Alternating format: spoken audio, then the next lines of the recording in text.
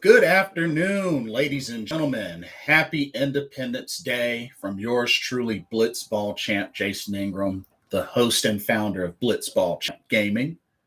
Welcome to a brand new live episode of Carolina Panthers Talk here on the U to the Tube. I just wanted to get on here right quick to talk about something. Don't plan to be on here for too long, but I want to talk about the rookie quarterbacks. There's an article on ESPN, which I've linked into the description, talking about what's the earliest that these rookie NFL quarterbacks could play this season or even start this season. It was some really interesting predictions and notes in the article that I just really wanted to get into and hopefully get y'all's thoughts on. But once again, happy Independence Day. Hope everybody's enjoying their day. Hope everybody enjoyed their weekend. Hope everybody that's out there traveling has got to their destination safely, spending quality time with their family and friends. Hope everybody's enjoying themselves, eating some delicious food. I know I've been, so I hope y'all have been too. But yeah, let's take a look and dive into this article. But yeah, it was mainly talking about each of the rookie quarterbacks, the big name rookie quarterbacks, and also some miscellaneous ones as well. But I want to save, I don't want to get into Matt Corral until last. So I'm going to save him for last. Tito Z, how's it going? What's good, champ? It's going good. How are you doing today? Hope you're doing well. But yeah, let's get into this article. So started off with first round draft pick, number 20th in the first round, which was Steelers quarterback Kenny Pickett. So, of course, this competition currently is Mason Rudolph and Mitchell Trubisky. Chilling as always. Good to hear. So they give Kenny Pickett, according to this article, a 2% chance of winning the starting job for week one. There's some notes in this article that says, and I quote, throughout OTAs and minicamp, Pickett consistently took third string reps behind Trubisky and Rudolph. To supplement Trubisky as the starter by week one, Pickett would have to be the second coming of Johnny Unitas as soon as he hits training camp. That's not happening, and that's okay. The Steelers don't need to rush Pickett's development. Trubisky has looked comfortable and confident throughout off-season workouts, and his early report with the locker room signals that he'll be a leader on this team. Add in the fact that the Steelers opened on the road against the Bengals, who were in the Super Bowl last season, AFC champions, and it's even more likely Trubisky begins as the starter.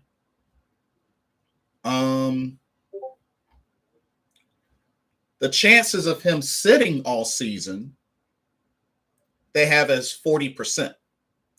The Steelers must believe Pickett is the future of the organization. Otherwise, they wouldn't have selected him in the first round.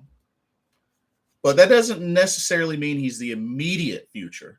If the Steelers navigate the season opening gauntlet that includes games against Cincinnati and Cleveland, along with home games against Tampa Bay and New England, and Trubisky isn't losing those games, they should stick with him. And I agree. If the Steelers can field a strong defense and improved offensive line to aid running back Najee Harris, they just need a steady quarterback who doesn't make big mistakes. Assuming Trubisky has matured and learned a lot in Buffalo behind Josh Allen, he'll be that guy. And then they predict that Pickett would get his first NFL start week 18 against the Browns. Truthfully, I have 2 weeks circled as possible 2022 NFL debuts for Pickett. First week is week 10 against the Saints after the bye. If Trubisky isn't performing, the bye gives the Steelers a natural break to make a starting quarterback change. But if Trubisky is playing well, there's no point in making that change. True. The second and more likely date is week 18. even in the years in which Steelers weren't supposed to be part of playoff conversation, they still had a fighting chance late in the season. This season might not be any different. And as long as Trubisky isn't losing the team games, it makes sense to stick with him. But if Week 18 turns into a formality game with nothing on the line but bragging rights, then the Steelers might give Pickett a taste of an AFC North rivalry game. All this written by Brooke Pryor. Honestly, I agree. I mean, Trubisky has some starter experience. So, I mean, this isn't a bad prediction. Week 10 debut for Pickett, I could see happening. But overall, I don't think that's a bad prediction.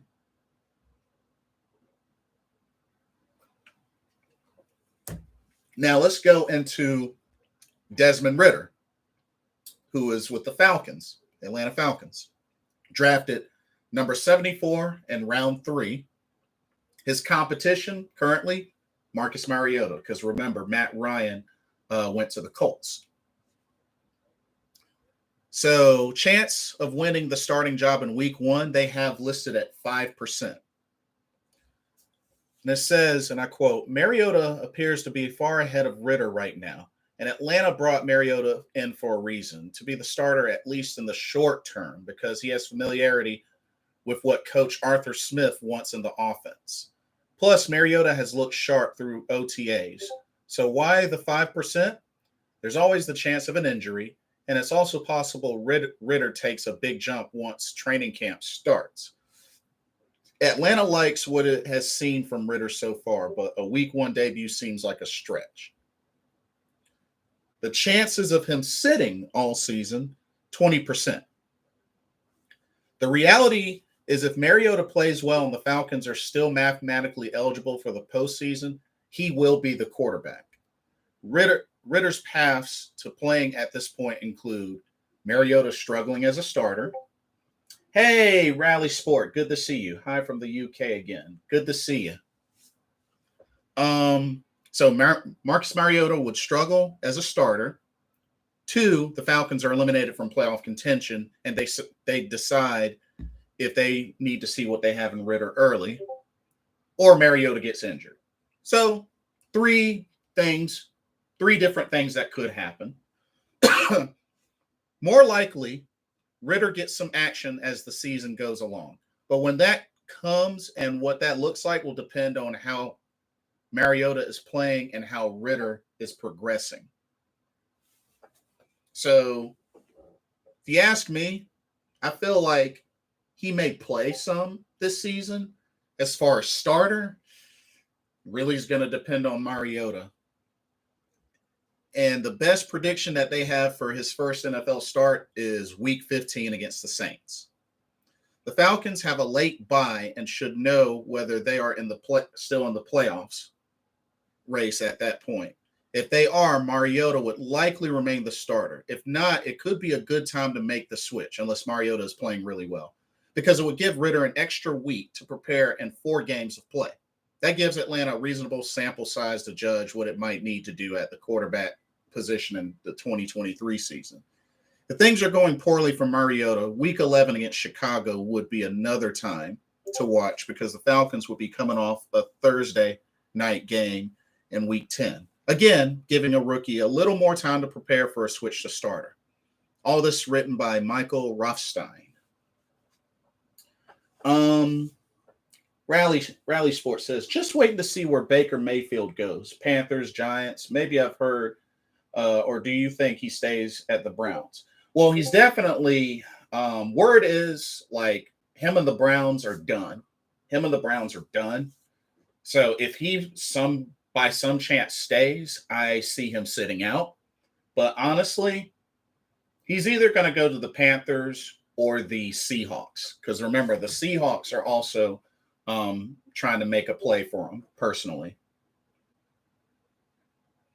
I'm a Saints fan looking forward to this season. We got Chris Olave in the draft. He's quick and good. And Michael Thomas return and Alvin Kamara, the running game. Pity our our quarterback is crap. Winston's not good. Well, I wouldn't be so quick to jump on Alvin Kamara because remember he's got some legal issues, so he might have to serve some time. We don't know yet, but Alvin Kamara's got some legal issues going on, so his availability might be limited. But y'all got Chris Olave, Michael Thomas. Yep. I mean, Winston did put up 30 touchdowns in a season. Well, then he also put up 30 interceptions that season. So, I mean, they re-signed him. So, yeah, Rally Sport. Alvin Kamara is dealing with some legal issues. Yeah, apparently, on February 6th of 2022, he was arrested for battery. So that was pretty much right after the Pro Bowl. But yeah, apparently he was punching a man on and they got it on video. But yeah, it was at a nightclub. So he got arrested for battery. But we'll see what happens. I mean, he may serve a suspension. We'll see. But yeah, the news with Desmond Ridder, I mean, it makes sense. Personally, is like I said before, I think Carolina has a good chance to sweep the Falcons. So, I mean, Mariota,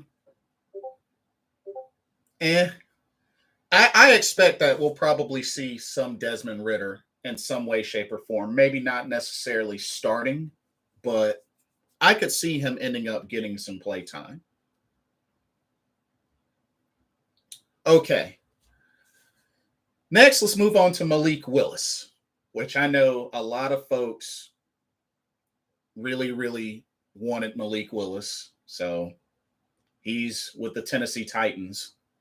Got picked up 3rd round, number 86. And of course, his competition is Ryan Tannehill. Riley Sports says, can't be as bad as Deshaun Watson situation. Not sure if he's going to get suspended for a season. Wait and see. I think the NFL is pushing for some sort of big suspension. I think they're definitely pushing for it. And can't be as bad as Deshaun Watson. Well, look at Calvin Ridley. Calvin Ridley suspended for the season for gambling. So it could be as bad. Calvin Ridley, he had the gambling issue and he's suspended for the year. So it could be. It could be. We'll just have to wait and see. Yeah, I just feel for the Browns. That $230 million contract, yow. Carolina dodged a bullet. Okay. Malik Willis's competition, Ryan Tannehill. This ought to be interesting.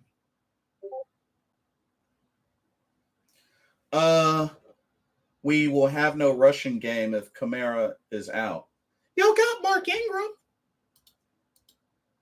You don't like Mark Ingram? Y'all got Mark Ingram.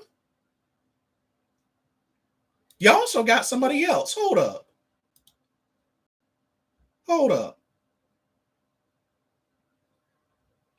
Yeah, y'all got Mark Ingram. What's wrong with Mark Ingram?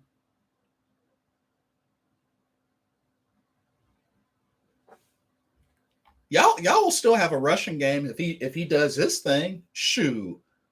Mark Ingram's still a good backup. And he's a good player. Shoot.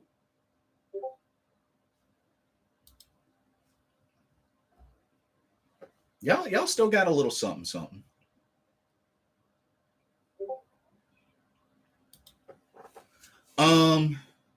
Let's see.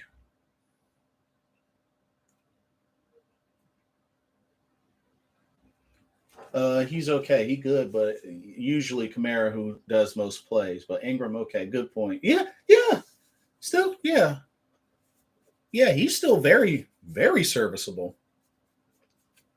So, Malik Willis, competition with Ryan Tannehill. Chance of him winning the starting job week 1, 5%.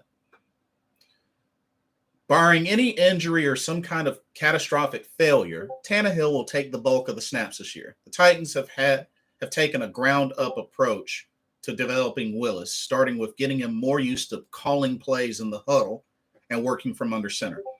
Quarterbacks coach Pat O'Hara has also worked extensively with Willis to make adjustments to his mechanics to improve accuracy. Coaching staff loves what they already see in Willis, but it's a work in progress. Hey, Jaleel Brown, what's good? What's good? What's up? It's been a while. Good to see you. Hope you've been well. Chance of Malik Willis sitting all season, 75% chance. Wow. And it says the Titans are still in win now mode, despite drafting who they feel is their quarterback of the future. Tannehill has started every game since taking over in week 6 of 2019. He'll likely have a rebound season from last year and remain the starter throughout 2022, which is understandable. I've been good, and happy 4th of July. Happy 4th of July to you as well, Jaleel Brown. It makes sense, though. I mean, Tannehill, ever since he had that big surge in Tennessee, his career has definitely gone up. So it makes sense that they're riding with Tannehill strong, barring any injury. Best prediction for first NFL start, week 15. Tannehill's contract has $9.2 million in dead money after 2023 season. The Titans will need to see what they have in Willis before they make a decision to move on from Tannehill. If Tennessee isn't vying for a playoff spot, that's the perfect time to give Willis a chance to show what he can do in live game action. This report is from Teron Davenport. And that makes sense. That definitely makes sense. Because, I mean, let's see. How old is Tannehill? 30-something. 33. So, I mean, and actually he turns 34 near the end of this month. So, I mean, they'll have to see. They'll have to see. I mean, if he has another incredible year, they may ride with him for another 2 or so years. But, okay. I guess we'll go ahead and do the miscellaneous quarterbacks. And then we'll do Matt Corral. So, what role will the mid-round quarterbacks play in 2022? Starting with Bailey Zapp of the New England Patriots, who was drafted round 4, pick 137. It says, and I quote, Zapp will most likely be the Patriots' third-string quarterback. Mac Jones is locked in as the number 1. So the only question would be whether Zapp can challenge veteran Brian Hoyer for that number 2 role. That seems like a long shot at this time, but in 2009, Hoyer was viewed the same way when competing against Kevin O'Connell before winning that starting job. Report was from Mike Rios. So, I mean, I'm sure that they'll have plenty to show of him in preseason, but yeah, I would agree. Unless something crazy happens, he's probably not going to get any reps during the regular season. And then you have Washington Commanders quarterback Sam Howell, the UNC kid, drafted round 5, pick 144. And they say Howell will be Washington's third quarterback. The Commanders will start Carson Wentz and consider Taylor Heineke a high-end backup. But with Heineke in the last year of his contract, Howell has a chance to become the primary backup in 2023. Also, keep in mind that Washington has not had a quarterback start every game since Kirk Cousins left after 2017, and it has used at least 3 starters in each subsequent season. So you never know what you might get from Washington. This was written from John Kine. But, I mean, he's got a good point. They've kind of shuffled quarterbacks since after 2017. So, and, you know, Carson Wentz, main thing with Carson Wentz is can he stay healthy? And Taylor Heineke, you know, who has played a playoff game for Washington. So, I mean, strong backup. Yeah, I would agree. So we'll have to see where Sam Howell could go. He could get bumped up to second string come end of the season, if they decide to not re-sign Taylor Heineke. All righty, folks, let's get to our quarterback. Carolina Panthers, third rounder, pick 94, Matt Corral out of Ole Miss. His competition, Sam Darnold and PJ Walker. Okay. And of course, this article is written by Dave Newton, this part of the article. Okay. Be interesting to see what y'all think of this. Chance of winning the starting job in week 1, 5%. And David says that might even be stretching it, since offensive coordinator Ben McAdoo spoke in depth on how Corral is having to learn a completely different language and how it will take time and it won't be easy. McAdoo also said he's going to be tough on Corral, so the former Ole Miss star will be ready when it's time. That time likely won't be week 1 unless Corral makes a huge leap in training camp. The plan is to have a veteran, whether it's Darnold, Baker Mayfield, or someone else, start the season and keep Corral ready to take over if that player fails to get the job done. And I think that's fair. I honestly think that's fair. Because personally, I don't know if he's going to be ready to start week 1. It's risky if you ask me, especially if he is learning a whole new system, new language within the offense. I mean, to toss him out there week 1, that's going to be a big risk. That's going to be a big risk. So, something to keep in mind. But check this out. The chance of him sitting all season, 0%. Here's why. It says Darnold hasn't proved that he can consistently win over 4 pro seasons.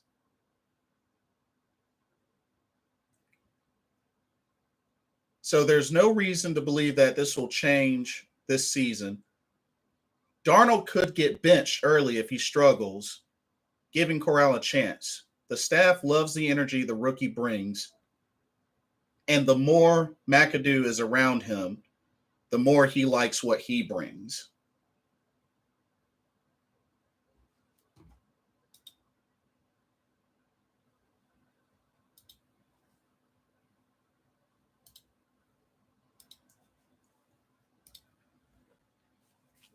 So I would say that makes a lot of sense. I mean, it's facts. Darnold hasn't proved that he can consistently win. And he's had four seasons. So it really comes down to how early does he struggle would equal to how early does he get benched. You know what I mean? So, and they've already talked about Corral's attitude, the energy he brings.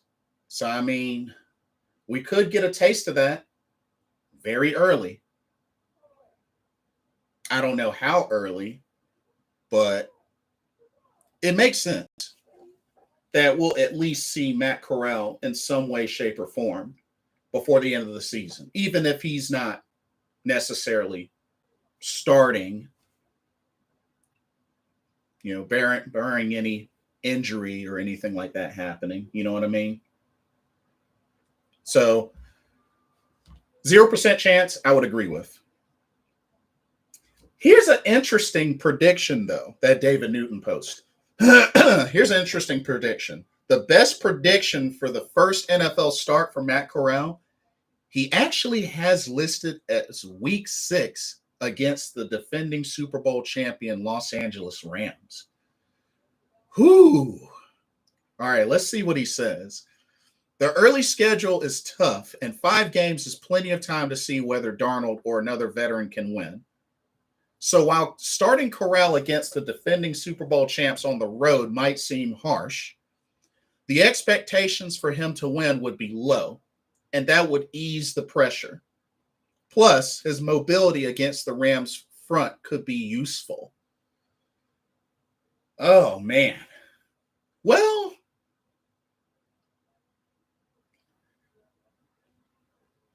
I kind of maybe, I kind of halfway agree with this. Yeah, I kind of halfway agree with this. Um, the early schedule. Okay, let's take a quick look at the schedule. First five games for the Panthers. Home against the Browns, on the road against the Giants, at home against the Saints, at home against the Cardinals, at home against the Niners. And then week 6 is back on the road against the Rams. I mean, looking at those games, I mean, it's tough. I mean, last time we played the Browns, we lost. We played the Giants last year, lost. We split with the Saints last year. The Cardinals, I mean, we've kind of had the Cardinals number for the last few seasons. And the last time we played the Niners, we lost. So, I mean, it makes sense about this being a tough schedule and it's starting out early. I mean, shoot. We have our first division game week 3 against the Saints. So, I mean, I could understand really assessing Sam Darnold or Baker Mayfield or whoever's our starter those first 5 games, looking at how they've played, what the record looks like, and just really coming to a decision from there. So I can kind of understand that to kind of give us an idea of where the direction this team is going. But man, having Corral start week 6 on the road against the Rams, that's when he gets his first start. I mean,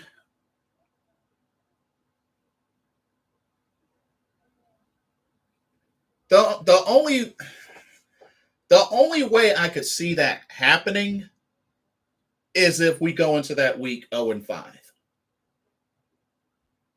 Like 1-5 or 0-5. Other than that, I don't know if that would be a great idea. Or, of course, injury. Then, of course, you would need to consider if someone is injured. But I don't know. Like,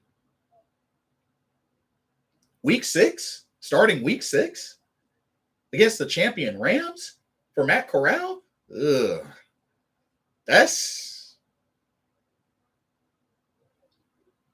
I mean, I don't agree with setting low expectations to win. I mean, you always want to have an attitude that they're going to go out there and play their best and the objective is to win the game. Like, I don't think it's a good idea to set expectations. Predictions I can understand. I can understand how tough it's going to be, but despite predictions, I mean, you want them to go out and play their best and to win the game. So I don't like the whole idea of, we're not going to win the game anyway. So just throw them out there. I could understand if, playoffs, if we're out of playoff contention or whatnot, then yeah, sure. But to go into a situation where there's still a chance of a comeback, of a last minute surge. I mean, it happened to the Dolphins. They struggled quite a bit, and then they went on a 7-game win streak? Like, those things can happen. So I definitely think that anything can happen, but that would be crazy. Get his first start week 6 against the Rams. Ugh. I would hope if he does get the start that it would be before that game to at least get his feet wet. I mean, to throw him into the picture week 6 on the road against the defending Super Bowl champs. Ooh, that's crazy. That's crazy. But yeah, I mean, looking at these ratings, 5% chance of winning the starting job week 1. I mean, personally, I would say I would bump that up to maybe 20% chance. Because you never know. You never know. And as we all know, Sam Darnold, Sam Darnold definitely hasn't been playing his best football. He hasn't been playing his best football. So, I mean, it is very possible that Matt Corral can make a big jump in training camp and win that spot. But, I mean, we'll at least get to see him in preseason. Oh, we're going to see him in preseason. But I would say 20%. 5%, a little too low. I would say 20%. Now, that could change. Now, if it's Baker Mayfield, then okay, maybe 5 or 10%. Maybe 5 or 10%. But Sam, I would say 20% chance that Corral could beat him out. But Baker Mayfield, and I know there were some talking about the idea of Mason Rudolph, which I really don't think is a good idea, but just a thought. But yeah. And then chance of sitting all season, 0%. I agree. I definitely agree. I definitely believe in some form of fashion. We'll see Matt Corral out there during the season. Especially if Sam Darnold stinks it up like pretty much everybody's predicting. With good reason, because I mean Sam Darnold really hasn't played great football in his NFL career. He's had a few sparks, He's had a few sparks, but not really much to carry him as a great quarterback. And then prediction for him to start. Dave Newton says week 6. Personally,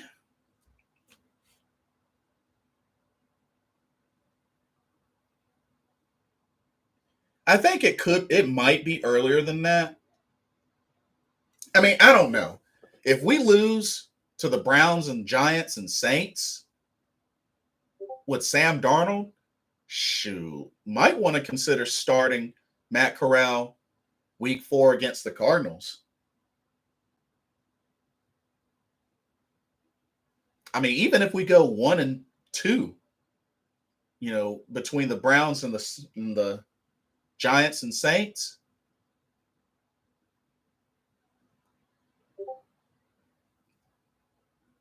because I mean, like I said, I could see maybe a week 4 if we're just looking that bad with Sam Darnold, maybe a week 4 start for Matt Corral.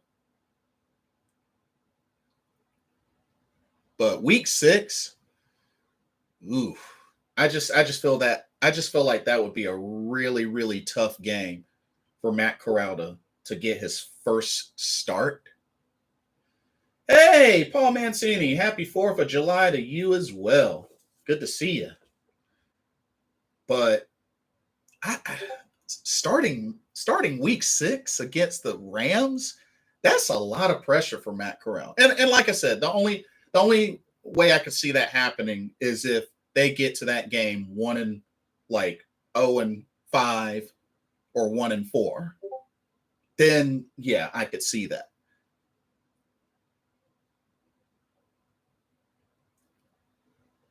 But Ben McAdoo has a lot riding on just getting Matt Corral emphasizing that. But still, I think it's very possible that Matt Corral shines greatly in training camp and could make that jump. He could make that jump. But still, there's a lot of determining factors. I mean, it's July 4th now.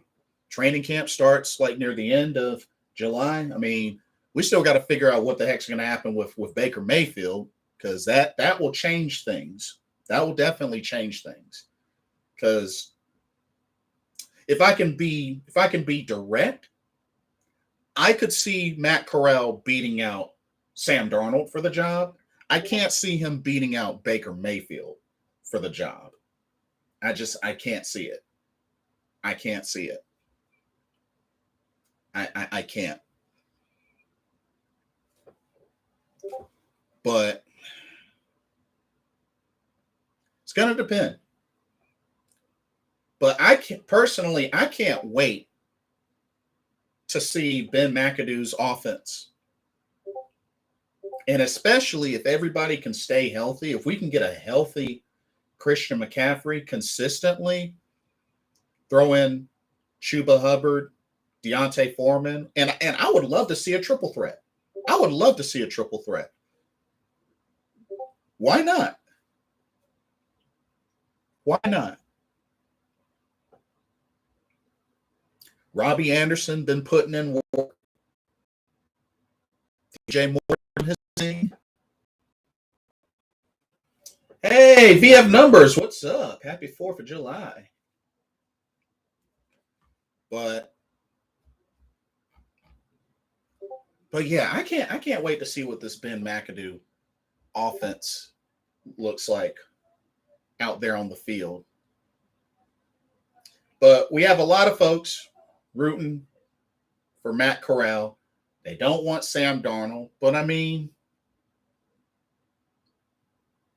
it sounds like it's pretty clear that Sam Darnold is going to end up being the starting quarterback week 1, bearing any sort of crazy injury or crazy jump from Matt Corral in training camp.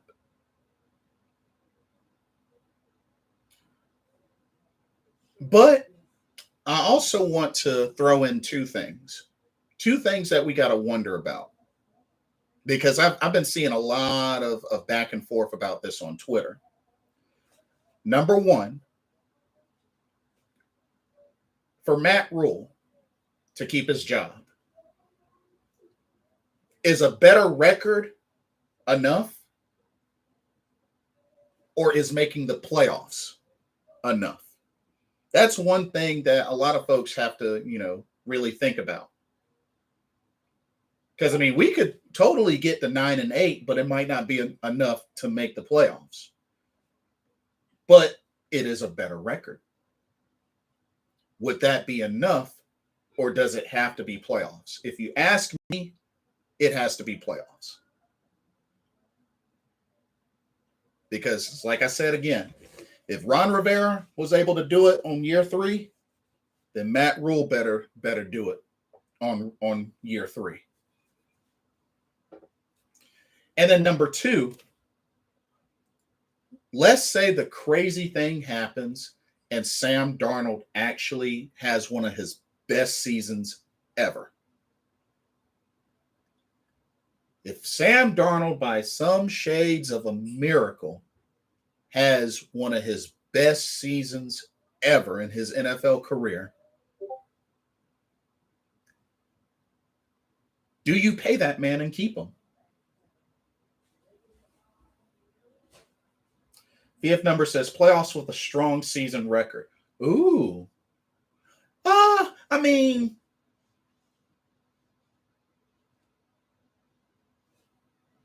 strong season record.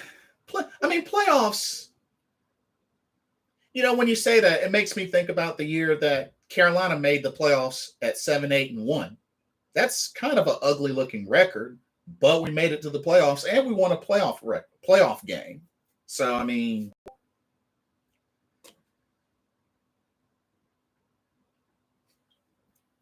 I don't know. A strong season record would be a big, big comeback for Matt Rule.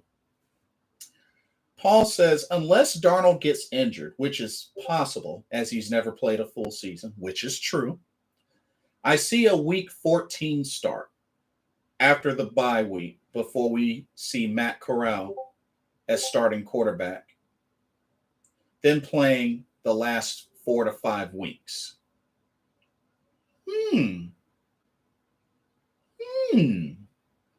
So you're saying Matt Corral doesn't start until week 14. Now, Paul, let me ask you this. Would you consider starting him? Like in this article, Dave Newton predicts that Matt Corral will start week 6 on the road against the Rams as like his earliest first start of the NFL. What are your thoughts on that prediction? VF number says if they win their division, that's enough to keep the coaching staff safe. I wouldn't re-sign Darnold if he has a great season. He has had too many chances already. Well, that's the thing, numbers. Like, but how would that really look though? You struggled, and then you finally like get it right, and you get it right in a good way, but you've expelled your chances. That doesn't really sound right. I mean, I could understand after the third chance or whatnot, us, parting ways with him. But if you're allowing him to be on the field and he actually plays well to the point where he contributes to them getting a playoff spot, I don't think by default he should, I don't think by default he should just be kicked. I mean, VF numbers, think of it this way. You got deranked a bunch of times, but you finally made it to Stormlord. So because you finally made it to Stormlord, does that mean you don't have a chance to rank higher than Stormlord? Think about it like that, in a way. That's probably a bad example, but that's all I could think of right now. If they do re-sign to a 1-year rental and draft a quarterback of the future, but see, why draft another quarterback? What about Matt Corral though? What about Matt Corral? Paul says coaching staff and Matt Rule are all safe through the 2023 season. All these new coaches have 2-year deals. So this is the coaching staff, the players, the Panthers will have in 2022 and 2023 and then clean house. Here's the thing though, Paul, what if it gets so bad?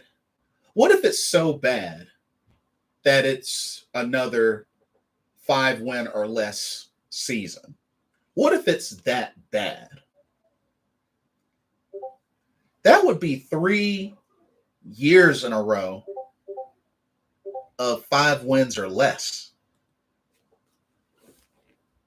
What if this season ends up being that bad?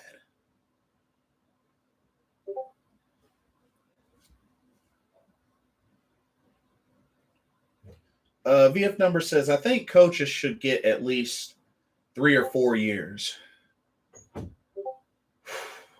Honestly, I think it depends. I think it depends. There has to be some sort of improvement that happens year after year. Like, if there's a lot of backtracking or if there's no improvement, I mean, that's something to keep in mind. But like I said, this year we make playoffs.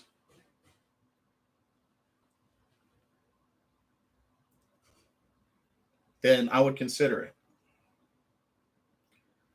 BF number says coaches getting fired too quickly. There needs to be time to build foundational players that buy into the system. But how has Matt Rule done that, though, VF numbers? How has Matt Rule done that so far? Like every coach is not the same. And Matt Rule, I mean, I'm sorry, building programs and such, that's great and all, but that was college. This the pros. Like, it's also going to have to come down to what have you done for me lately as well. And two back-to-back 5-win seasons, with some differences in offense and such. That stands out. That stands out. I mean, shoot, look at Chip Kelly. How his NFL career went.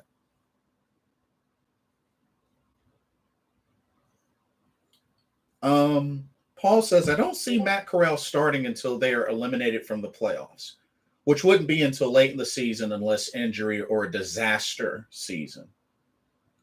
Yeah, that's a fair call, Paul. That's a fair call. That's a fair call.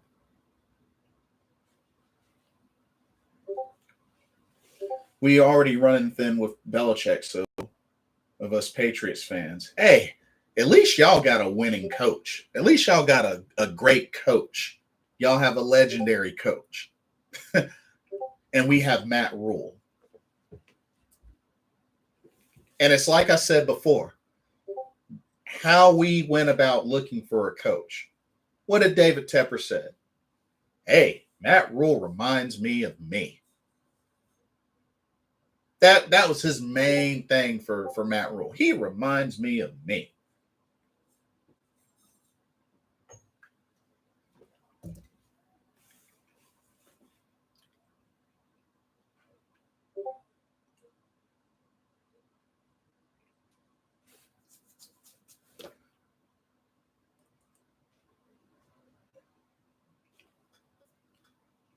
Paul says that the Panthers can win 9 games and make the playoffs, but be competitive, and their losses doesn't mean Rule goes. I mean, we were pretty competitive 2 years ago and still only had five wins. So I mean, hey, I stand strongly by if Ron Rivera can do it, then Matt Rule should be able to do it. If Ron Rivera can do it, year 3, Matt Rule should be able to do it. And Matt Rule has help. He has help this time. He's got help this time. Better help. He doesn't have a wannabe offensive coordinator that was a passing coordinator. He's got legit help this time. If Ron Rivera can do it, Matt Rule can do it.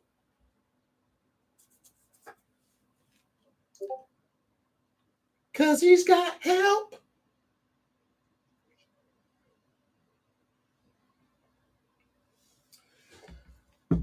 Paul says, now if Rule and the Panthers get off to a terrible start in the season and are 2-7 or 3-9,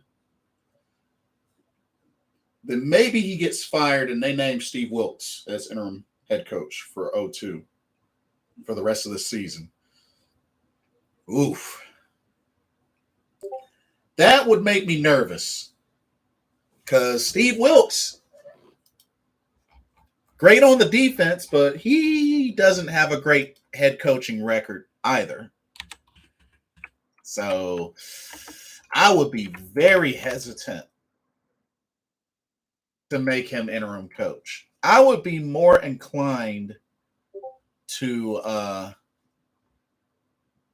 I'd be more inclined to Ben McAdoo getting the bump up to as interim head coach.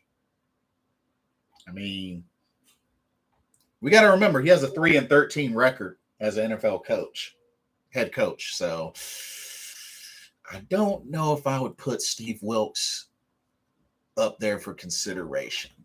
I would have a hard time doing that. That would be hard. That would be really hard. I would have a hard time doing that. But I mean, he was coaching Arizona what year? Oh, 2018. Well, it's been a few years, so.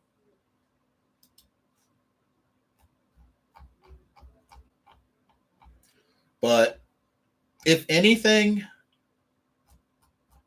out of these quarterbacks, who do I think is going to get the first NFL start? It's probably going to come down to between Kenny Pickett and Desmond Ritter. Like I said, I don't think Malik Willis will get an NFL start soon, being that, they got Ryan Tannehill.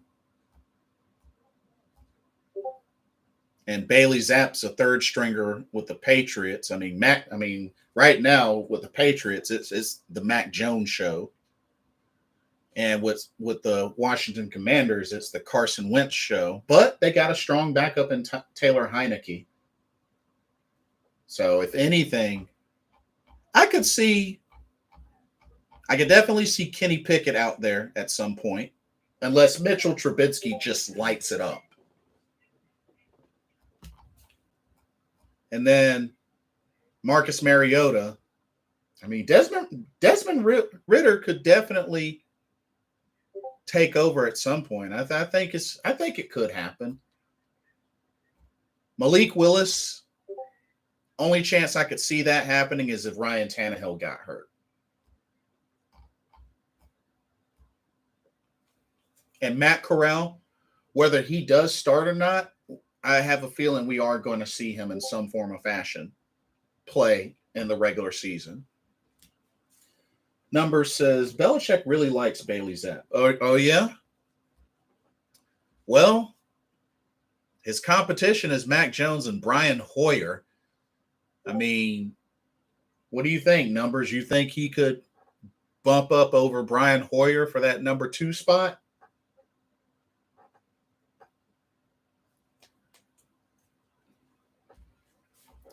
But yeah.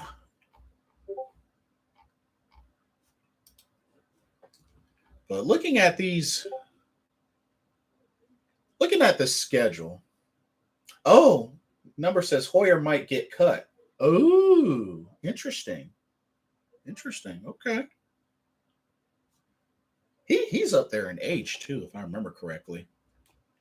But yeah, I think this is really a month to keep our eyes out, as Panther fans, especially with this whole Baker Mayfield situation, because something needs to happen.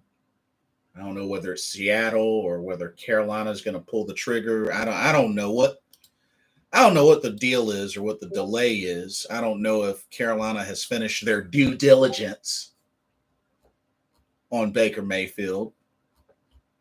I still think it's funny because they didn't do any due diligence on Deshaun Watson, but we did dodge that atom bomb. Trade for Baker. My thing is Numbers. If they're gonna do it, they need to do it now so that he'll be there for training camp, so that he can get immersed in the system, and so that he can get ready.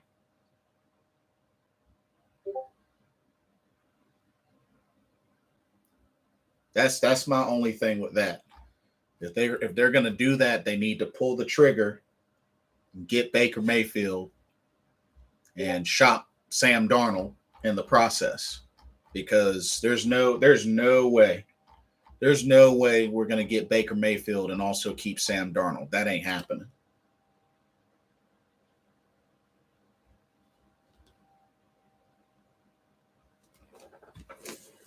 If Number says Browns screwed up going all in, trading all their picks for Watson. Yeah, that and 230 million. Wee.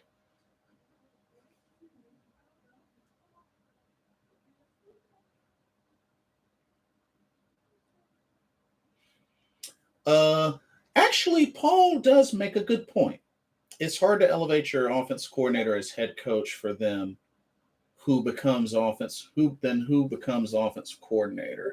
Wilkes is secondary coach, so Snow is still the DC for the for the season, for the rest of the season is why you know what? That's actually a fair point, Paul. That is actually a fair point. That is actually a fair point. The only thing that scares me about Wilkes at the head coaching position is that he's had a bad record as head coach. He's not really known for being head coach. But that is a fair point though, because he is the secondary coach. You know, Phil Snow is still the DC. So that is a fair point.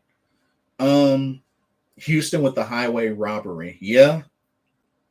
So I can see the trade demand to Baker is elevated.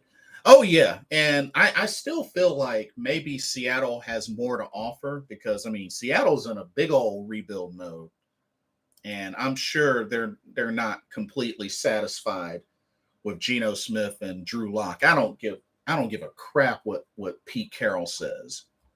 I'm sorry, I do not trust Pete Carroll. After that whole Super Bowl nonsense, which VF numbers, let's keep it real. Seattle handed that to y'all. Seattle handed that to y'all. Let's keep it real. Let's keep it real. That championship was given to y'all. I'm sorry. I don't trust. I don't trust Pete Carroll.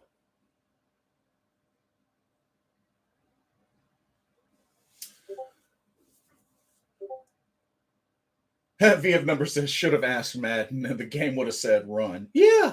Not only that, it was second down and like what? Second and goal? And they still had a timeout left? Yeah. And beast mode got him to the goal line? Shoot. Paul says, does anyone notice or pay attention that not one NFL team has shown any interest or has contacted Cam Newton? His career is over. I mean, Carolina has the door open. They've said that door is open. I think as far as Carolina is, does Cam Newton want to walk through it? But I mean that's a fair point though. I mean, it doesn't seem like anybody is reaching out for Cam. It's a shame. It's a shame because he still has football left to play, but it's a shame that it's got to come to that. So, really sucks. I was like, we're gonna lose angry Pats fan. Yeah, that was crazy that was given to y'all. I feel like his career is over. Great talent. Yeah, it's unfortunate. It's really unfortunate because he still has some football to play, and I would love to see a redemption story happen for him. I really would, even if it's not with Carolina. I would love to see a redemption story with Cam Newton. But it sounds like he's at the point where he's started to accept that it could be over. And at least he has other things he can do. So I think it's looking like he's starting to accept that. But it's really sad. It's really sad if that's what it comes down to.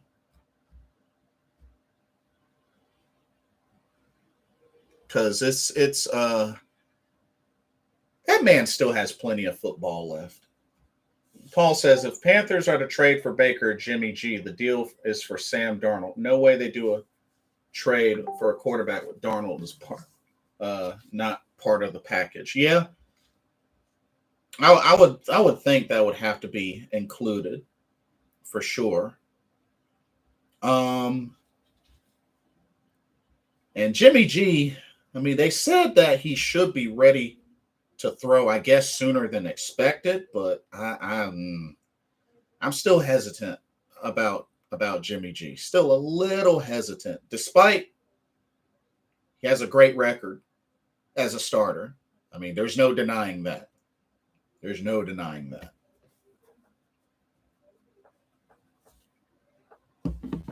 So, Yeah, we'll just have to wait and see. My whole thing is that Jimmy G contract is kind of big. That Jimmy G contract big. It's bigger. But but we'll have to see how that goes. I just hope that they make the move ASAP. I can't wait no more.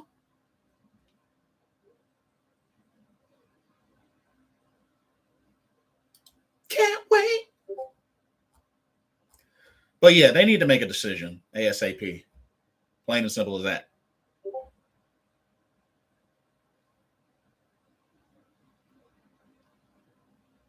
Oh, wait, who is this?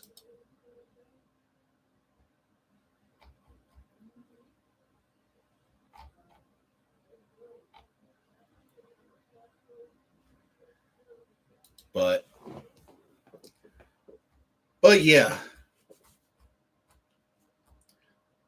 Paul, a question for you. How do you feel about David Newton's article of his prediction of Matt Corral starting week 6 against the Rams? Like, if the record is that bad, would you consider starting Matt Corral week 6 on the road against the Super Bowl winning Rams?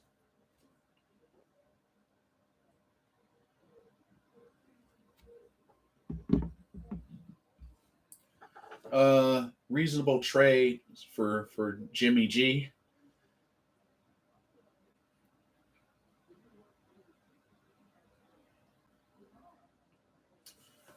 Um, Paul says, what other options does Cam Newton really have? If he was smart and still wanted to play in the NFL, he should take a cheapo 1 year prove it deal and learn the McAdoo offense from day one. I mean, I guess a lot of his philanthropy related stuff, and I guess, his businesses. I mean, as a businessman, I guess that's what he has. So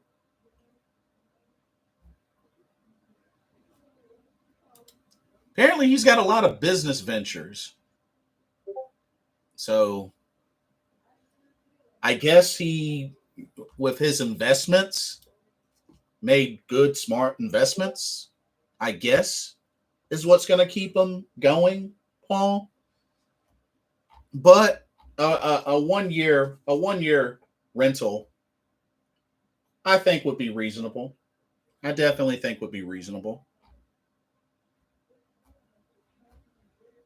I just don't know if they would be willing, if he did good, if they would be willing to sign a veteran quarterback multiple years at age 33. You know what I mean? That's the only thing.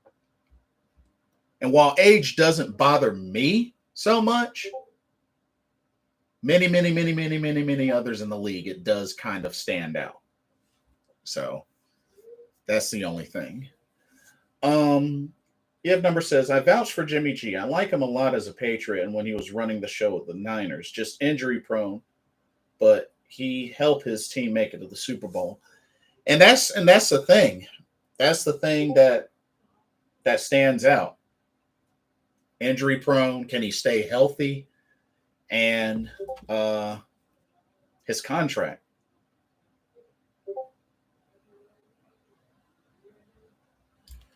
All three quarterbacks are in their final year. Jimmy G to earn 27 million, Baker 19 million, Sam 18.8 million with no long-term commitment beyond 2022. Yeah, I mean there's definitely some options there. I think just the only thing that would play into that is, if they come in and they have a stellar season, with their contributions, then, got to think about considering extending, re-signing them, that sort of thing. Number says he has that swag. Jimmy G has that swag. I don't know. Jimmy G kind of seems kind of like a quiet guy. Jimmy G doesn't seem like a upbeat guy. Well, then again, you would know. He played for y'all's team for a long time, so I take your word for it.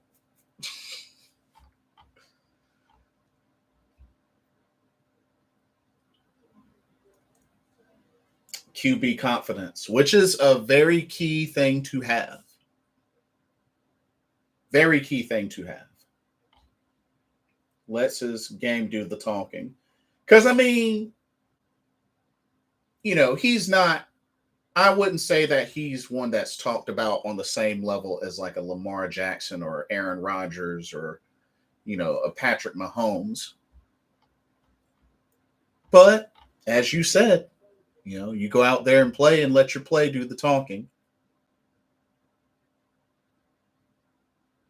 So,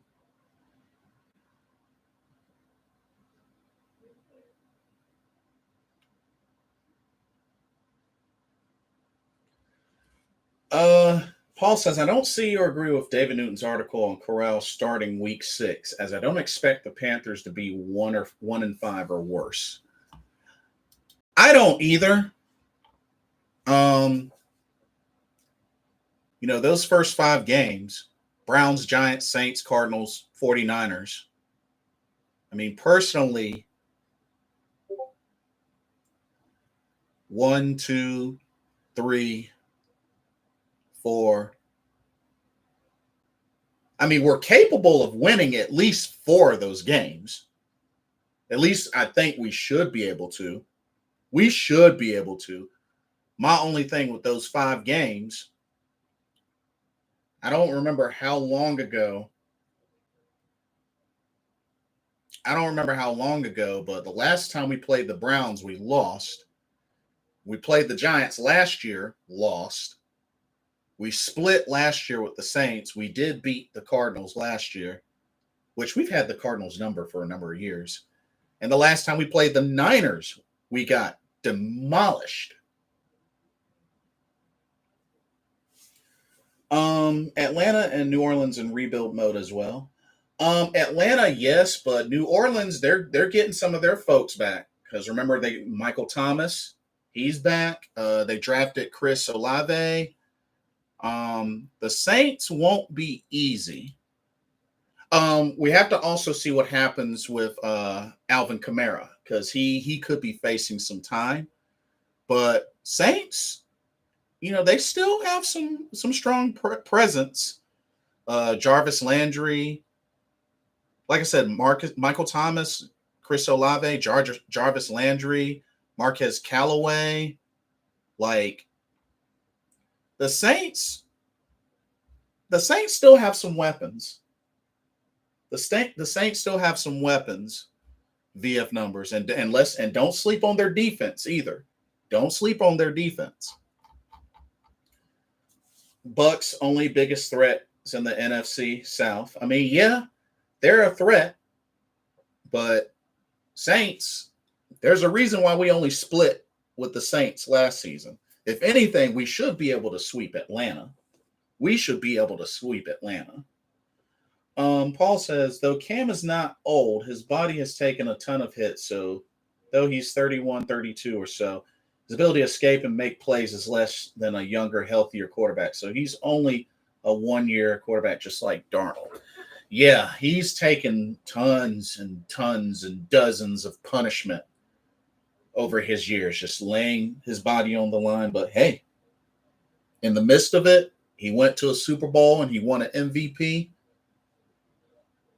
and broke tons of records. So, Sean Payton. Sean Payton, wait, he stepped away, didn't he? I thought Sean Payton stepped away. VF numbers. If I remember correctly, Sean Payton stepped away. I don't know when he'll come back, but I think somebody's going to be filling in for Sean Payton for a while. Yeah. Yeah, he didn't retire, but he's stepping away from coaching for now. But no, he's not retiring. There's no word on him retiring.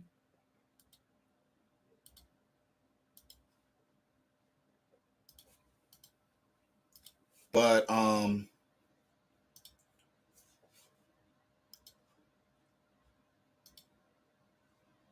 but yeah, realistically, we're very capable of winning at least 4 out of the first 5 games. At least 4 out of the first 5 games. If everybody does their job. Paul says Jimmy G has been to 2 NFC championships and a Super Bowl in his last 3 years. His play reminds me of an Alex Smith type of quarterback, and if he has support around him, is a viable quarterback. And that's the thing. Like, even if we were to have a Jimmy G last year instead of a Sam Darnold, would our record be better? I would think so. I would think so. But Saints are stacked for 2022. Yeah, like I said, I think the only thing that could play a part in helping us out is no Alvin Kamara, but they still got Mark Ingram the second, who has been a starting running back before. They still got Mark Ingram the second. So the Saints have weapons. The Saints definitely have weapons. We have to also remember last season when we beat the Saints, main thing we did was shut down Alvin Kamara, but they did have a lot of folks either out with COVID or injured. So something to remember.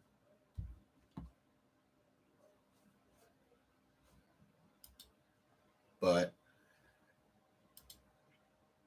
I am I am hopeful. I'm hopeful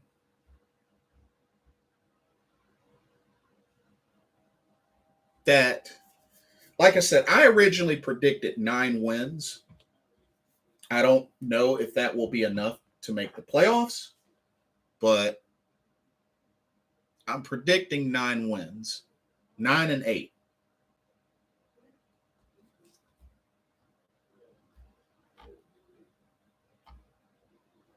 So I just can't wait until they finally make a decision at quarterback. Paul says, I see the Saints winning the NFC South over the Bucks, who lost both starting guards, tight end, running back, number 2, and others this offseason, as well as Bruce Arians. Um, did they lose? Did they lose so much that it will affect them that much, though?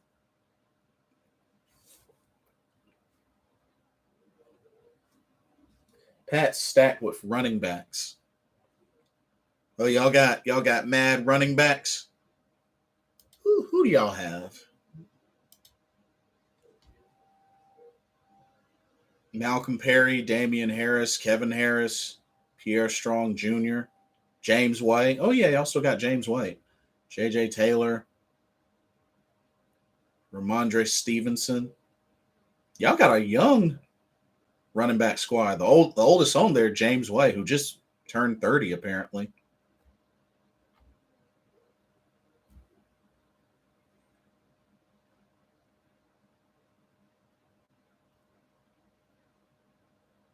Shoot. Dang, y'all really upgraded on tight ends too. Jonnu Smith and Hunter Henry? Dang. That's a solid 2 tight end set on the Patriots. Dang, got Hunter Henry and Jonnu Smith. Jeez.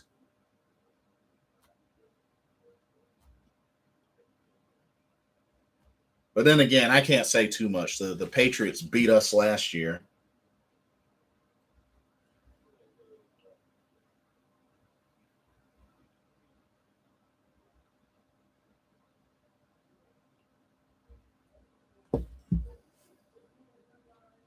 Oh, Jonnu Smith. He didn't do nothing with the Patriots.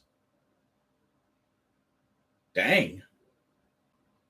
A bust free agent. Dang. Okay, fair enough. Paul says Sean Payton will work for NBC Sunday night broadcast, replacing the fired Drew Brees. Then we'll get the Cowboys job for 2023 after Mike McCarthy gets fired. Ooh, yikes. Yikes.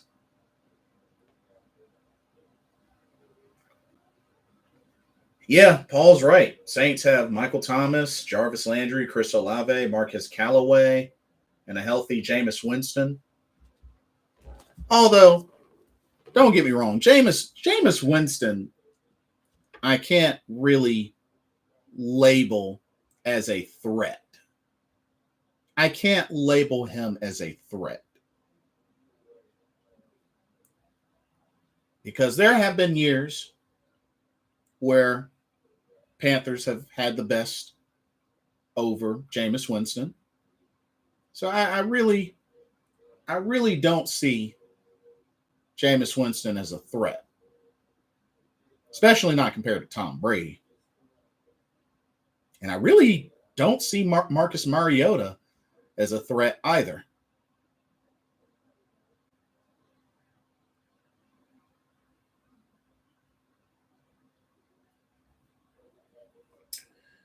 They signed safeties Honey Badger and Marcus May to replace their departed players. Yeah, that's another thing. And Saints already have a pretty good defense, so they definitely upgraded.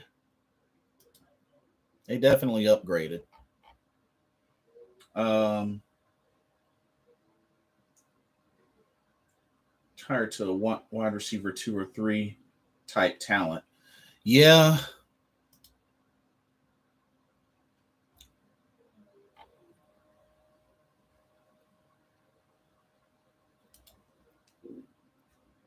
Oh, I wonder. Yes, with the Bucks, wide receiver Godwin coming off of major ACL from late in the 2021 season. Oh, yeah, that's right. He did have that injury. That is true. That is very true.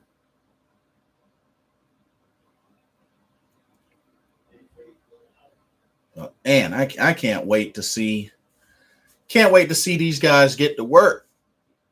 Can't wait to see them get to work.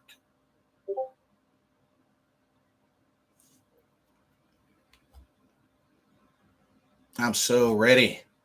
So ready for football season. I was just really hoping we would end up securing Carlos Dunlap. That would have been a really great compliment for Brian Burns. And then you could still have YGM and Amari Barno, Marquise Haynes Sr. coming off of rotation. I really wish I could have seen that. Numbers, Pat's training camp. I might go when it opens.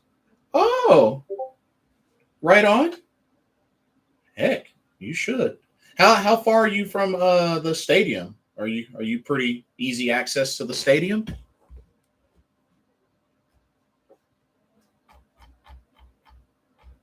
Free to the public? Right on. Actually, since you're on here, let me look at y'all's schedule. 25-minute drive. Oh, okay. Nice. Paul says both Hunter Henry and Jonnu Smith were free agent signings from 2021 and both disappointed last year for them. Dang, both of them? Ugh. That's a bummer. I remember Hunter Henry having a great season when he was with the Chargers. And Jonnu Smith, I think he came from the Bears, if I remember correctly. Number says from Providence to Foxborough, 25-minute drive. Ooh, that's not bad at all. That is not bad at all. Let me see this Patriots schedule. Dang, so y'all start off on the road twice. against the Dolphins and Steelers. Dang, y'all don't have your first home game until week 3. Jeez, that's crazy. That is crazy. Y'all don't have your first home game until the Ravens week 3. So let's see. Week 1, y'all got the Dolphins. Y'all got the Steelers, both of those away. Then the Ravens at home. Dolphins now, I'm going to tell you, Dolphins could be tough. Remember, they had that big surge last year where I think they went on a 7-game win streak.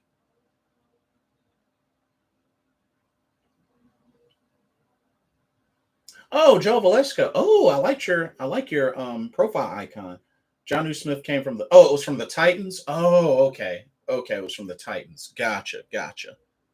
I thought it was from the Bears, but okay, it was from the Titans. Um uh, Dolphins might be tough for y'all. Steelers, y'all might have the Steelers. I mean, Steelers are kind of in a little bit of a rebuilding phase, so y'all might win that. Ravens, eh, I don't know. Y'all might have the Ravens. Packers might be tough for y'all. Lions, I don't think they're a threat for y'all. Browns, uh, uh y'all might have the Browns. Bears, I think y'all will have the Bears. The Jets, y'all should have the Jets. Colts might be tough for y'all. And I could see y'all sweeping the Jets. Y'all could probably sweep the Jets. Um, so Dolphins and Bills are biggest threat. Yeah. Paul says Jameis Winston was 5'2" last season before his injury, and this was a very wide receiver group since Michael Thomas was injured. I expect 5,000 yards passing with 40 touchdowns from him in 2022. Yeah, probably will have 40 interceptions too.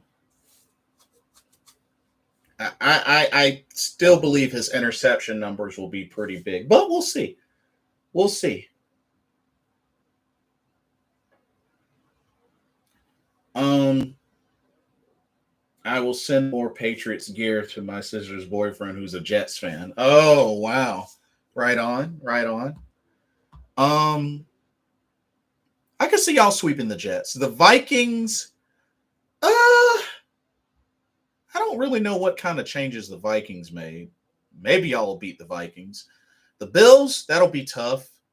The Cardinals, could be tough, but I don't know. The Raiders, that'll be a good game.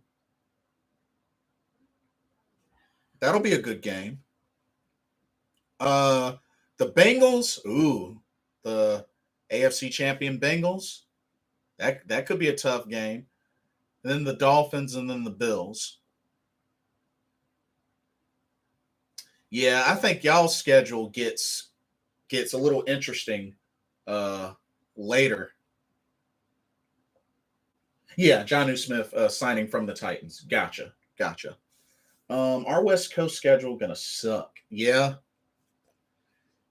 yeah. It looks pretty tough.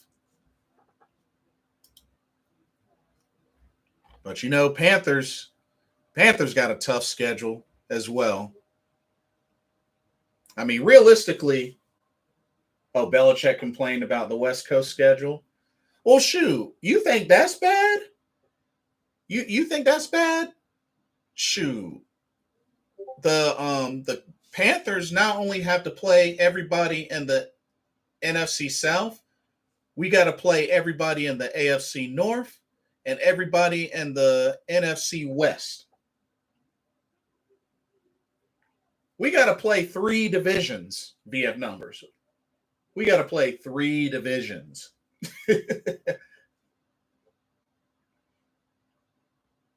um, they will stay with the Raiders and not fly back. Oh yeah. Oh, okay. That would work. NFC sleeper teams. Paul says the Eagles, Saints, Vikings, Panthers. Saints, I could agree with. Eagles made some great upgrades, so I could see the Eagles being a threat. Vikings, I'm not really that sure what all the Vikings have. Although they did beat us last season. But yeah, looking at the Panthers schedule, I mean, there aren't really any gimmies. I mean, well, I mean, the only ones on here I think should be gimmies are Atlanta, but it's going to be hard because, I mean, Atlanta's division game and anything can happen in a division game.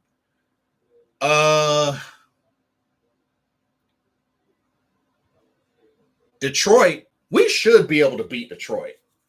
We should be able to. If there's one gimme game, it should be Detroit. It should be Detroit. Seattle, it depends. We'll have to see what Seattle has by that week. But I would think maybe Seattle could be a gimme, but then again, it's an away game, and Seattle is a very tough place to play. Number says Jefferson. Oh yeah, Justin Jefferson, Dalvin Cook. That's right. That's right. They got an amazing offense. That is true. But Detroit should be a gimme. I mean, looking at the schedule, I mean, Cleveland's definitely not a gimme, but it's going to be interesting to see what both teams have in that game. New York, the Giants, I would think would be a gimme, but the Giants beat us last year. So the Saints, like I said, I think we should be able to split with the Saints. And the Cardinals, I mean, Carolina's had the Cardinals number for the last few years. All righty, numbers, enjoy your dinner. Thanks for stopping by. The Niners is going to be interesting. The Niners is going to be interesting as well. The Rams, tough. The Bucks, tough. Atlanta should be able to be Atlanta. The Bengals, tough. Atlanta again, should be able to have them. We should be able to sweep Atlanta. The Ravens, tough. Denver, I mean, they got Russell Wilson. It depends. Seattle, it depends, but I think we should be able to squeeze out a win. Pittsburgh, well, we've only beaten Pittsburgh once in a regular season game, and season series. So I mean, Pittsburgh has kind of had the Panthers number for many, many years. Detroit should be a win. Tampa Bay will be tough. New Orleans will be tough. Paul says NFC teams taking a step back. Rams, Packers, Bucks, Cardinals, and Niners. So it's wide open in the NFC, while the AFC is stacked with the Bills, Chiefs, Bengals, Broncos, Chargers. Niners I can agree with. Cardinals I can agree with. Bucks to a degree. Packers, I don't know. Well, they lost Devontae Adams. He went to the Raiders. Rams, I don't know if they've taken that big of a step back. I don't think they've taken that big of a step back. Oh, VF number is going to play some VF later. Oh, okay. Right on. But I don't know if I'd say the Rams have taken that big of a step back personally.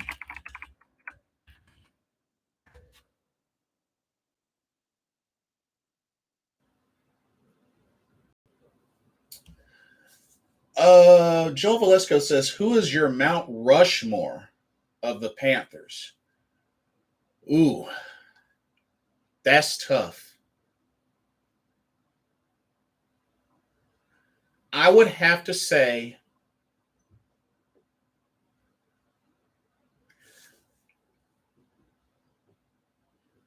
say Steve Smith, Julius Peppers, Luke Kuechly, Cam Newton. Those are my those are mine. And I just picked four because I mean on Mount Rushmore there's four. Uh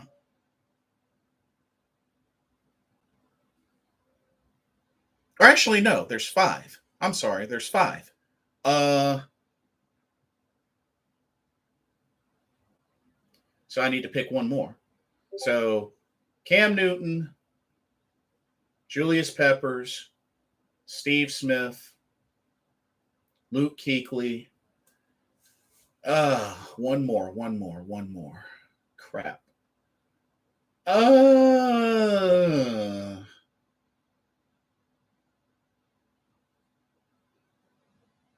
oh man. Probably have to say Sam Mills. Hall of Famer. Yeah. Yeah. Sam Mills. So those would be my five. Those would be my five. Cam Newton, Steve Smith, Julius Peppers, Luke Kuechly, Sam Mills. Vikings' biggest issue the couple years was head coach Mike Zimmer, who was an offensive killer and way too conservative. Um, Paul also says Wesley Walls, Sam Mills, Julius Peppers, Cam Newton, and Luke Kuechly for his Panthers Mount Rushmore.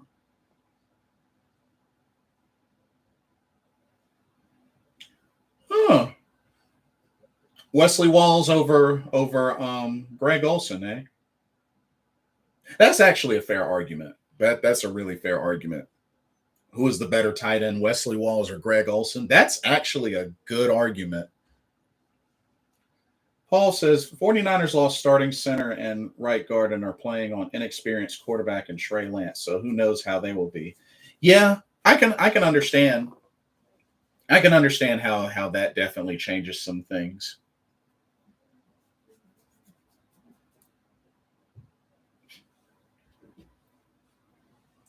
Um Rams lost Andrew Whitmore. Oh yeah, that's right. He retired. And of course we got Austin Corbett. Yeah, they've lost a few pieces, but I really don't think the Rams are gonna suffer that much. I mean, Matt Stafford had a killer career or killer year. Cooper Cup. I mean, they still got the offensive weapons. They still got the coach. I don't think they're going to have that big of a setback as compared to other teams. Compared to other teams, I don't think the Rams are going to have that big of a setback.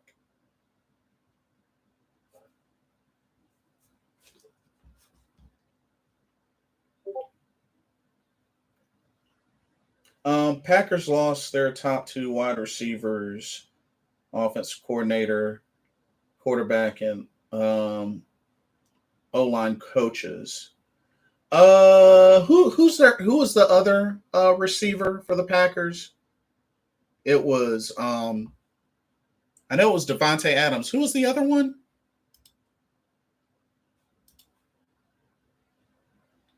I'm having a brain fart. Who was that other wide receiver? Um, Joe Valesco's his is Cam Newton, Luke Kuechly, Christian McCaffrey, and Steve Smith. Wow, Christian McCaffrey on there. Interesting.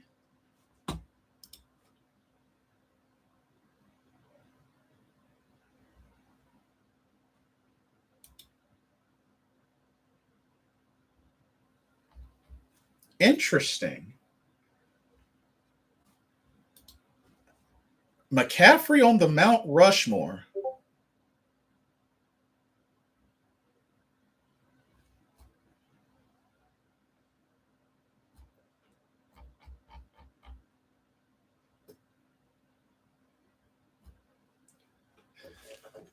C-Mac, 2 great years, but not enough. I mean, when he plays, he's great, but Paul has a good point. Paul has a good point. I mean,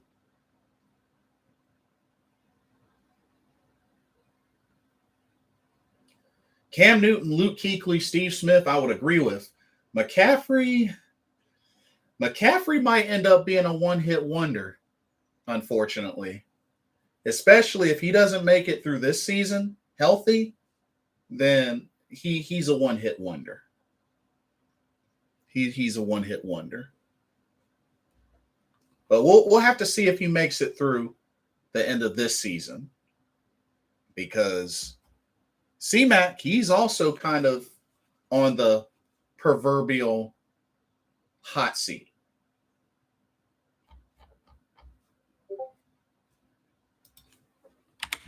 I mean,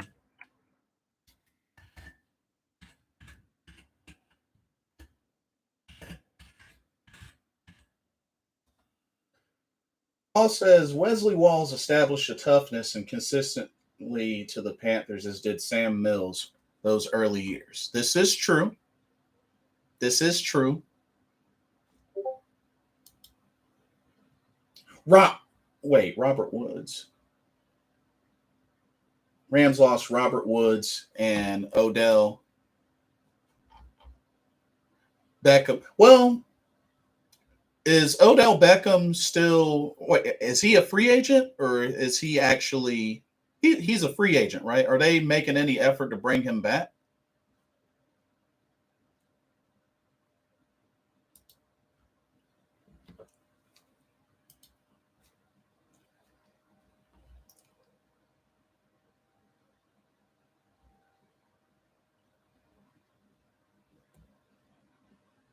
And let's also remember they got Allen Robinson the second, still got Tyler Higbee.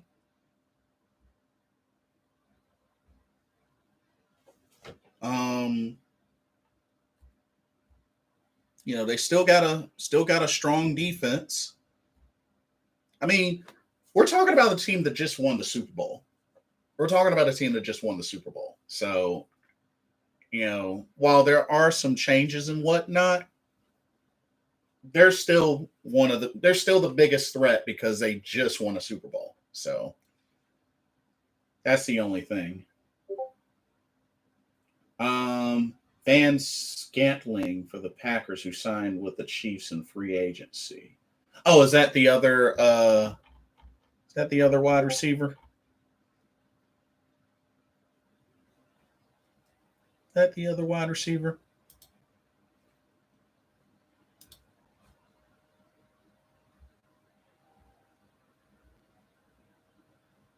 Yeah, Marquez Valdez Scantling. Gotcha. Okay, that was the other wide receiver. Okay. Oh yeah, that's right. The Chiefs got Juju. I forgot the Chiefs got Juju. Juju Smith Schuster. Oh snap. But the interesting thing, since you mentioned Wesley Walls,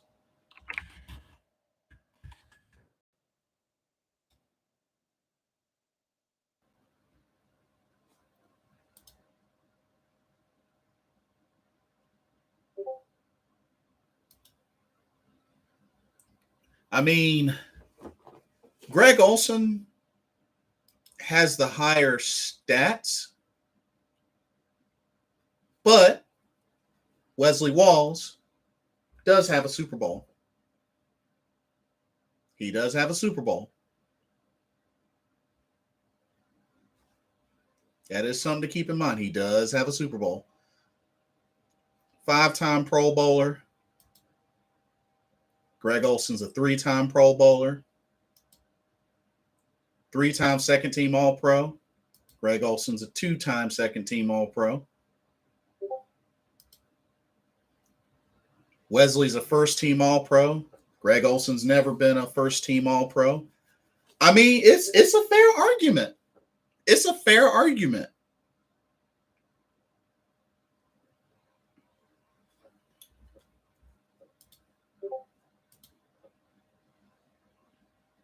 Wesley Walls, 450 receptions. Greg Olsen, 742 receptions. 5,291 yards receiving for Walls. 8,683 receiving yards for Olsen. Wesley got 54 receiving touchdowns. Olsen got 60 receiving touchdowns.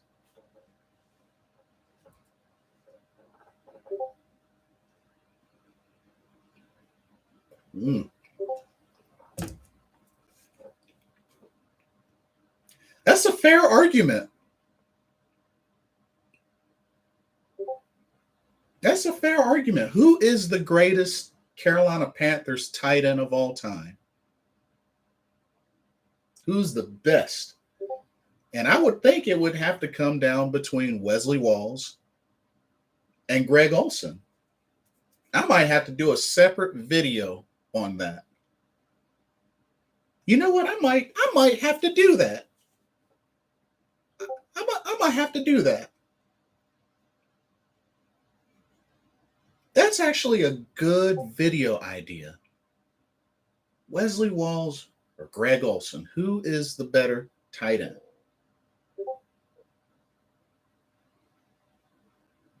Y'all just gave me an idea. You just gave me an idea, Paul Mancini.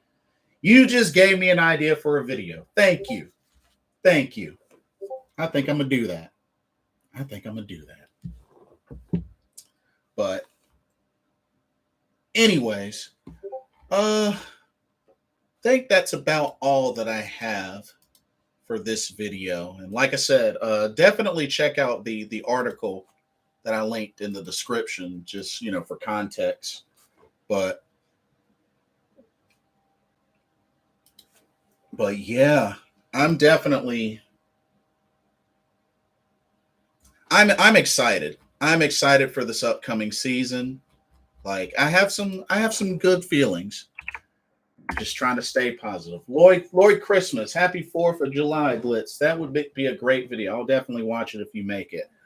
Happy 4th of July to you as well. And yes, I will definitely make it, because that is actually a really good argument. Wesley Walls or Greg Olsen. Like, that could legit go either way. Especially if we're talking Wesley Walls in his prime and Greg Olsen in his prime. That could go either way.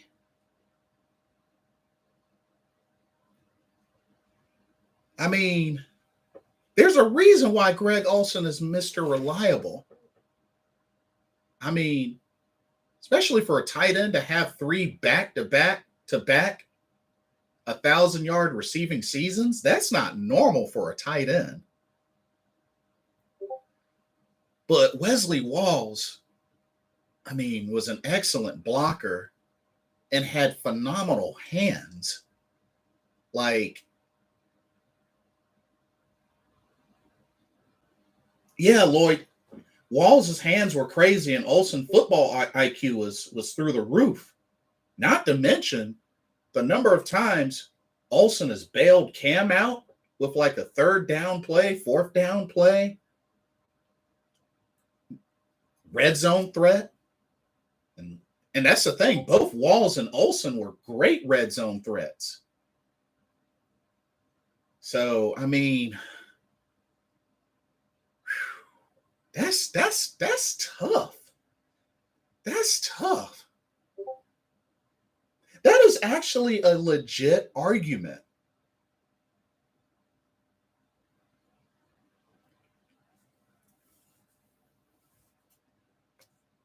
Because, I mean, and then when you think about it, Wesley Walls has the accomplishments advantage, but Olsen has the stats advantage. Red zone nightmares as well. Hey, Mactown Tony, good to see you. What's up, bro? Just checking in. Let's go Panthers for life. Mactown Tony. Wesley Walls or Greg Olsen? Who's the better tight end, in your opinion? Who's the better tight end? I know I'm gonna do a separate video on this to really go deep into it, but just from your experience, Wesley Walls or Greg Olsen? Greg Olsen. Any particular reason? Any particular reason? Because honestly, I think it's a fair argument. I think it could go either way.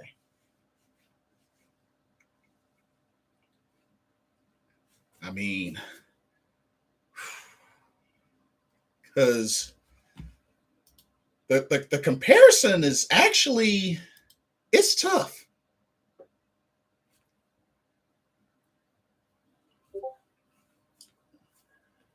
Greg kept the chains moving. True. But so did Wesley Walls. Like, Wesley Walls is also a red zone threat. Now Greg has the stats advantage, but and I know Wesley's played on more teams than Greg Olsen. He's played on more teams, but Lloyd says it's so hard. They played in different eras, but both would have done amazing in both eras. So it's so tough. Mac Town Tony says on and off the field professional. Oh, Greg Olsen. Yeah, that is true. That is true.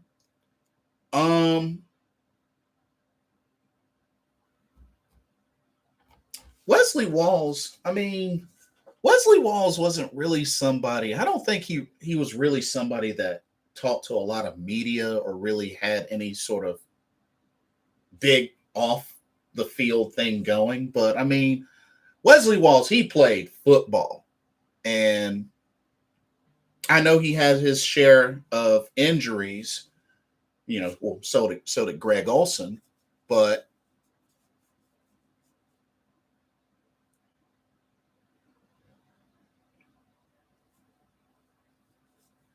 and you know,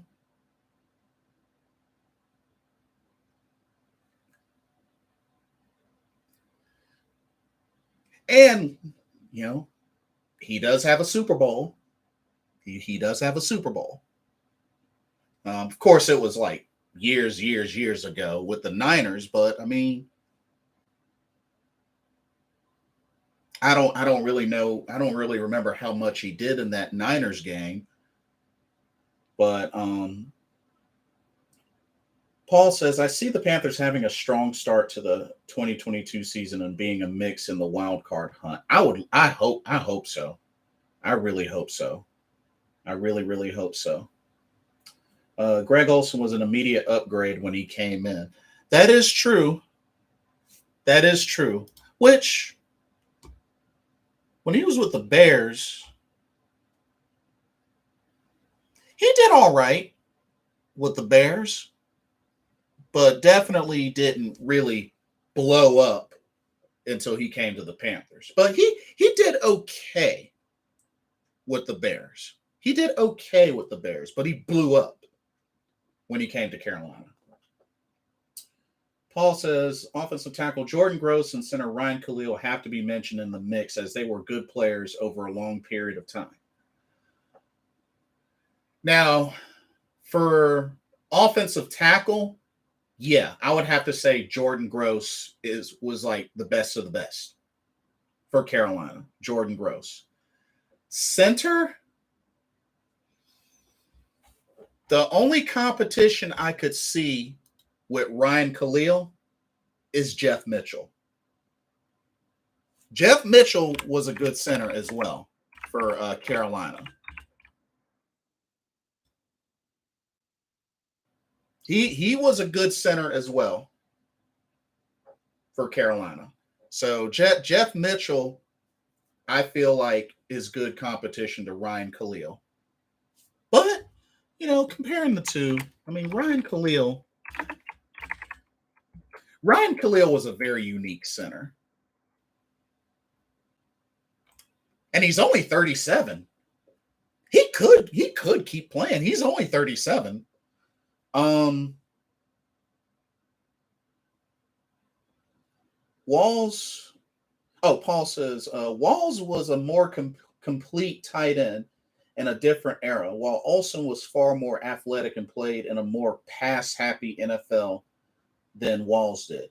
That is a fair point. That is a fair point. That is actually a fair point.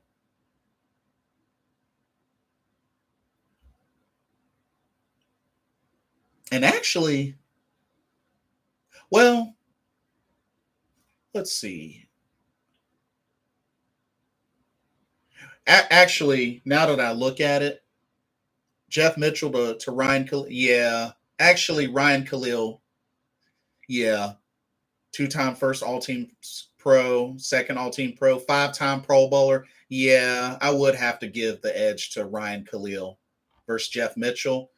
I mean, Jeff Mitchell was a good center, and he does have a Super Bowl. But as far as the better center, yeah, I'd have to say Ryan Khalil. I'd have to say Ryan Khalil. I mean,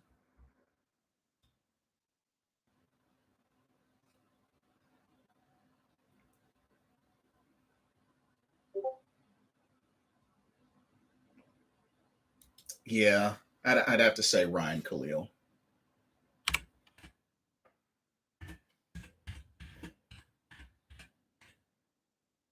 You know what? That actually makes me want to.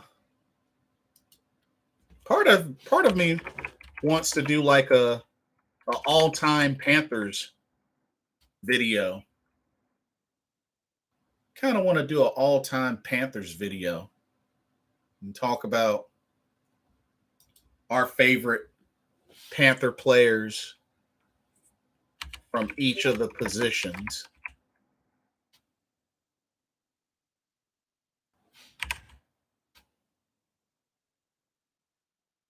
I think that would be cool. I think that'd be really cool. But you know what? I'm gonna do that. I'm gonna do just that. So I got two video ideas. Wesley Walls versus Greg Olsen. I'm gonna do that in a separate video, and then I'll do a all-time best video of Carolina Panthers for each position. We're gonna go through each position. I think that'll be good. Paul says center Ryan Khalil was the heart and the soul of the Panthers' good offensive lines in the mid 2000s. I mean, dude was a five-time Pro Bowler, two-time first team All Pro, second team All Pro. I mean, Ryan Khalil was that dude. He was that dude. And like I said, he's only 37. He's only 37. He could have played longer. He could have played longer. But it's all good. It's all good.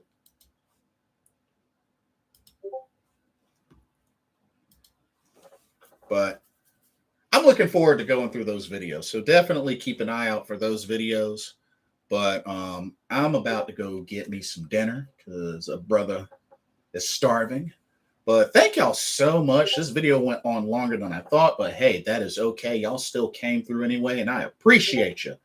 So anyway, don't forget to like, comment, subscribe, hit that notification bell, and I hope everybody continues to have a blessed Independence Day, blessed 4th of July, and keep a lookout for those videos. Thank y'all so much for the love and support, and we're going to do this again very soon, so be on the lookout.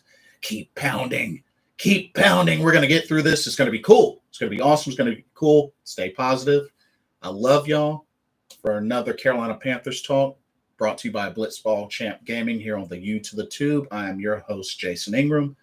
Take care, and I will see y'all in the next video. Love y'all. Peace.